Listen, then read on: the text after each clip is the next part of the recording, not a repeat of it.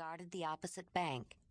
The sedge grass did nothing to warm her feet when the icy water seeped in, crossing over, but she was grateful to be out of the wind. The dirt wall of the bank had caved in at one place, leaving an overhang thatched with tangled grass roots and matted old growth, and a fairly dry spot beneath. She untied the waterlogged thongs that held her carrying basket to her back and shrugged it off, then took out a heavy aurochs hide and a sturdy branch stripped of twigs. She set up a low, sloping tent held down with rocks and driftwood logs. The branch held it open in front. She loosened the thongs of her hand coverings with her teeth. They were roughly circular pieces of fur-lined leather, gathered at the wrist, with a slit cut in the palms to poke her thumb or hand through when she wanted to grasp something.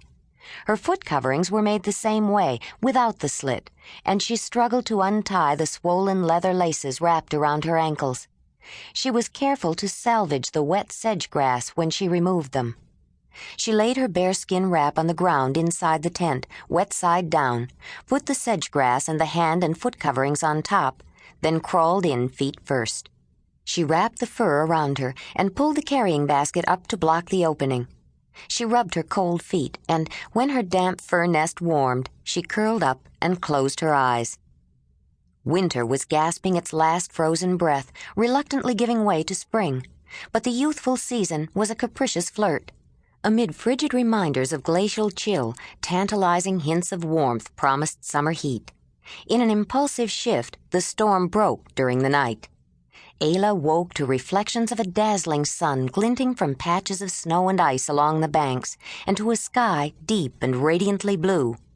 Ragged tatters of clouds streamed far to the south. She crawled out of her tent and raced barefoot to the water's edge with her water bag. Ignoring the icy cold, she filled the leather-covered bladder, took a deep drink, and ran back. After relieving herself beside the bank, she crawled inside her fur to warm up again. She didn't stay long. She was too eager to be out now that the danger of the storm had passed and the sunshine beckoned. She wrapped on foot coverings that had been dried by body heat and tied the bearskin over the fur-lined leather wrap she had slept in. She took a piece of dried meat out of the basket, packed the tent and hand coverings, and went on her way, chewing on the meat. The stream's course was fairly straight and slightly downhill, and the going was easy. Ayla hummed a tuneless monotone under her breath. She saw flecks of green on the brush near the banks. An occasional small flower, bravely poking its miniature face through melting patches of snow, made her smile. A chunk of ice broke loose, bumped along beside her for a pace, then raced ahead, carried by the swift current. Spring had begun when she left the cave, but it was warmer at the southern end of the peninsula, and the season started earlier.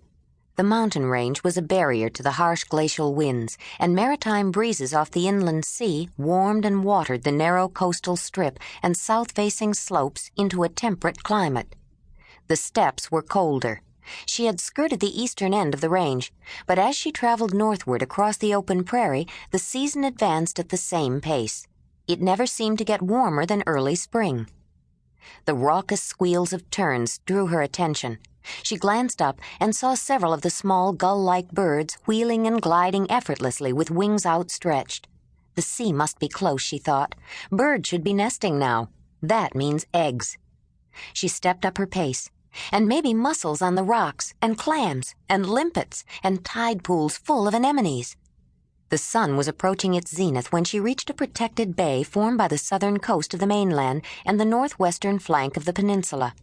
She had finally reached the broad throat connecting the tongue of land to the continent. Ayla shrugged off her carrying basket and climbed a craggy outcrop that soared high above the surrounding landscape.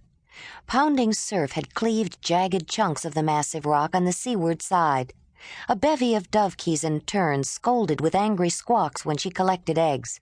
She broke open several and swallowed them, still warm from the nest.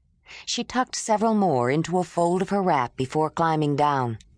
She took off her footwear and waded into the surf to wash sand from mussels pried loose from the rock at water level. Flower-like sea anemones drew in mock petals when she reached to pluck them from the shallow pools left stranded by the receding tide. But these had a color and shape that were unfamiliar.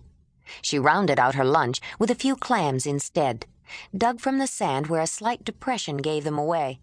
She used no fire, enjoying her gifts raw from the sea.